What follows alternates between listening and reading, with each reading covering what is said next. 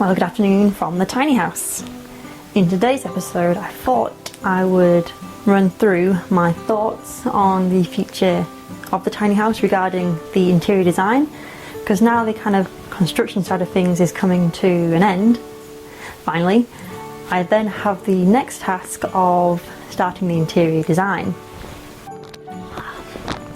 And believe it or not, the tiny house is the first place that is essentially mine. Well, most of my life has been going from either travelling or shared accommodation, where I've never really had a say in the area or where I dwell, so to speak.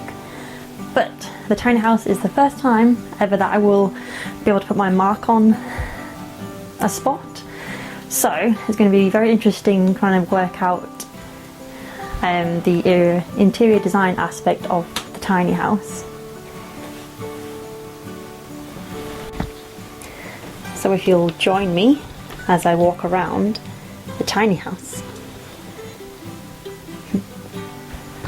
So starting at the entrance, I guess, the stained glass window is the most popular aspect of the tiny house. Everyone I talk to regarding a tiny house, this is the first thing they see and they love it. And it's one of my favourite aspects too, especially when just then the light was shining through, which was really cool. I may put a curtain across there just to keep the drafts out.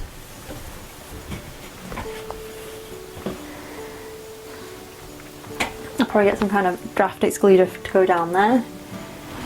I've already put my little mark on the tiny house so far by putting these, I'm very fond of this coat rack up here. So that was a piece of driftwood I found on the beach, and these were two hooks that I made at a blacksmith course. I think that's quite fitting so far. Something I will need to do regarding the lights is I'm going to have to hide all these cables. A bit better than that. I've got some little cuts of wood which I will use, but this will all need altering at some point. I think the main reason they look like that is because once I'd completed the electrics, I was like, yes, I'm done with the electrics, and obviously I need to do the finesse aspects of the electrics, which is my next task to do. So regarding the stairs,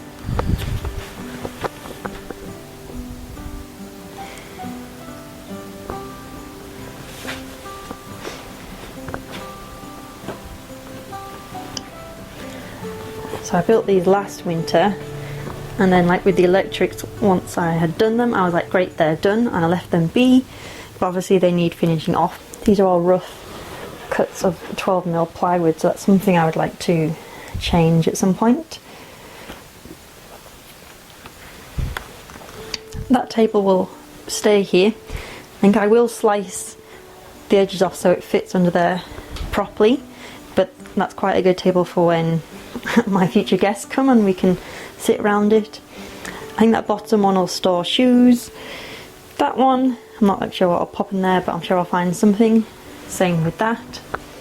And this one, the future idea of like hanging coats, I'll put a coat rail in there, I think. And then this one is, and that's just going to be one of my pantry cupboards, I think. I already know at this point I will be changing the design on that and making the shelves wider. I know that for sure. I will be getting some nice wood to cut over these, cut and sanded down to shape. So yeah, the stairs will need quite a bit of work.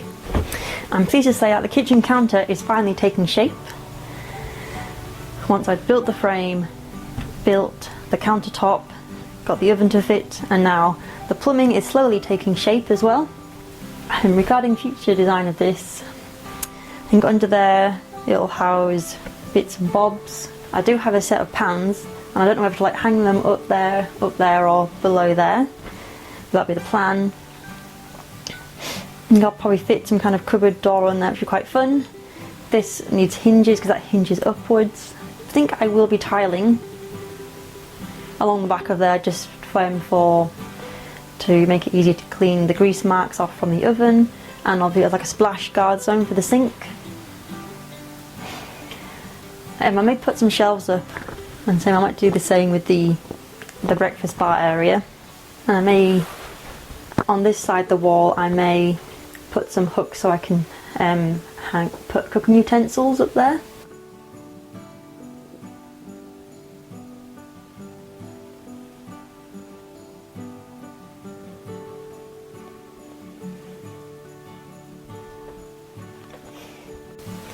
Something I will be doing everywhere in the tiny house is putting some kind of edging or like some kind of skirting board to cover up my lovely woodcuts. Something similar to this, but maybe not as heavy duty, but just something to cover up.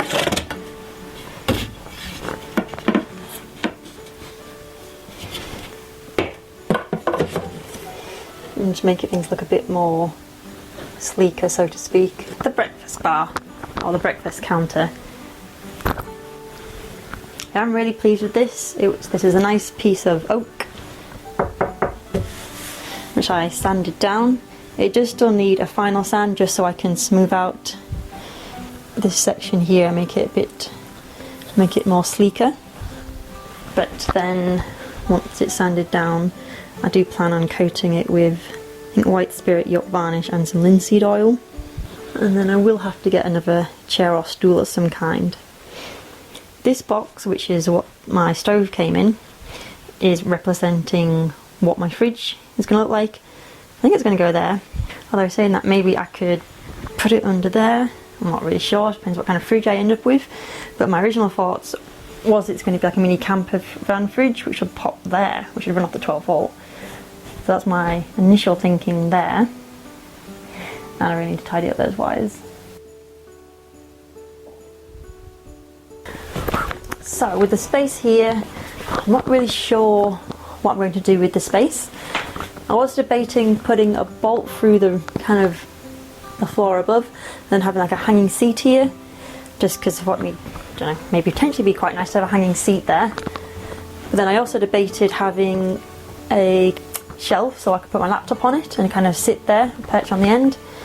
Still toying with that idea, but I know I said in the previous video that I haven't given everywhere a place yet.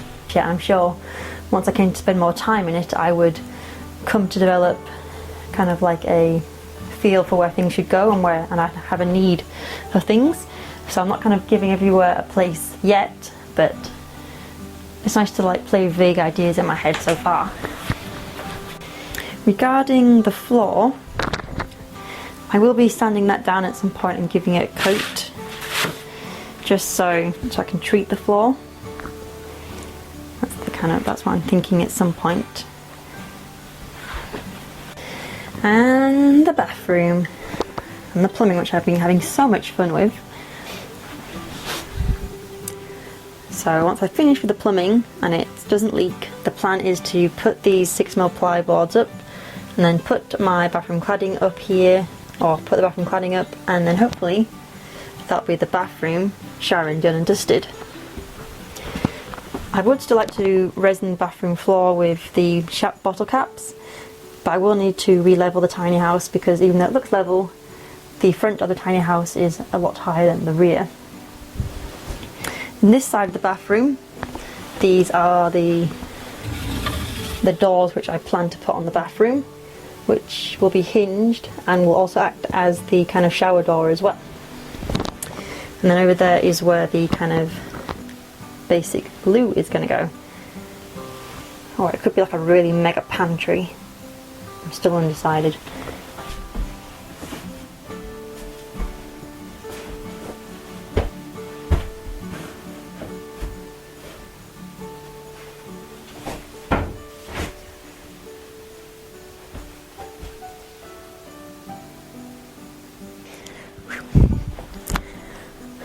Probably this is the first time I've kind of made this into bed mode and put the cushions like this, but it's actually bigger than I thought it was. But yeah, this is going to be the kind of spare bed. The plan is to have my bedroom upstairs, so to speak, and this would just be the sofa, but I also built it with, so in case I ever had guests in the tiny house and they could sleep down here by the fire. Who knows, I will probably sleep down here at some point next to the fire. So I get asked this question a lot, and that is, can I live in the tiny house where it is? So currently it is on commercial land, and under British planning law, no, I cannot live in the tiny house where it is. So I get asked that question a lot, so just to clear that up. I plan to put up a shelf there just to act as basically a cup holder, and I have I think it's called a Turkish lamp. I think I got it from a Christmas market a few years ago, and my plan is to put it there, I believe, and it's blue. My favourite colour is actually green, but due to the door being various shades of blue, there is a blue theme gonna be going on down here. I know that for one thing to do with my tiny house interior.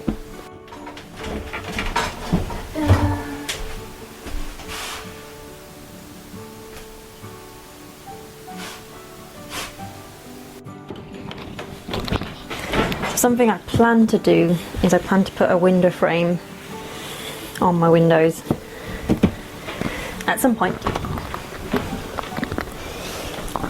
Welcome to the upstairs.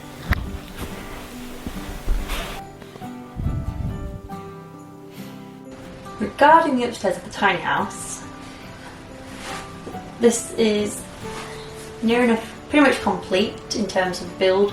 There's still a few things I need to do, such as putting kind of like upper skirting along the kind of where the wall meets the ceiling, just to make it a bit more neater. Put some window frames in, and I finished putting some hinged lids on the kind of storage areas in the bay window. My plan for the bay window is to then put kind of cushions on top, just so if you wanted to you could sit on it, or it'll be probably where my cats spend a lot of time watching out the window. This side of the tiny house will probably just be, I don't know, maybe a chill area. Although I'm kind of thinking my bedroom will kind of move from side to side. So in winter I'll probably be nearer that end because that's where the flue is, so it will be warmer. Or I could be at this end in the summer, or depending on the view. Who knows? But I'm not sure if my sister has already bag-seed this side of the tiny house. Bedroom? Yeah. My room? Yeah. I probably will put some kind of banister railing on the stairs, and a kind of banister as you go up the stairs, and I may put some kind of walkway edge around here, just for safety reasons. I did debate building some kind of desk here, so you could sit here, dangle your legs off, and you could put a laptop here and do some work.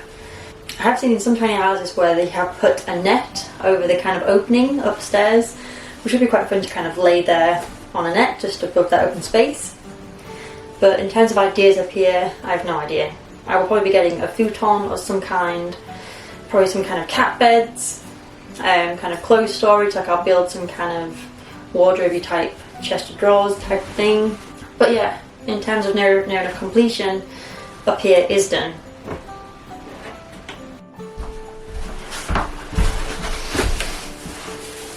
Of course, the good thing about when I got the tiny house was that this floor was already in place, because when the tiny house arrived it was just the kind of four walls and this floor, so to speak. So that kind of gave me a really big leg up in terms of building. But I don't actually spend that much time upstairs in the tiny house, just because all the work is pretty much completed up here. I only spend it downstairs, finishing off down there, or sitting by the fire currently. But yeah, it does get really warm in here, especially in when the fire's been on and obviously heat rises, and then again in summer when the sun's been shining on it, it does get really warm up here. And it would be quite surreal when it is all finished and I don't have to do any work on the tiny house, and it's just got all my belongings in here, and I can come and relax and chill and enjoy the space. So yeah, thank you for watching and listening to my ramblings about the tiny house. If you have any ideas, tips or tricks about what you've done with your living space, let me know. And I'll see you in the next video, which will probably be Christmas related. So yeah, I can almost stand up.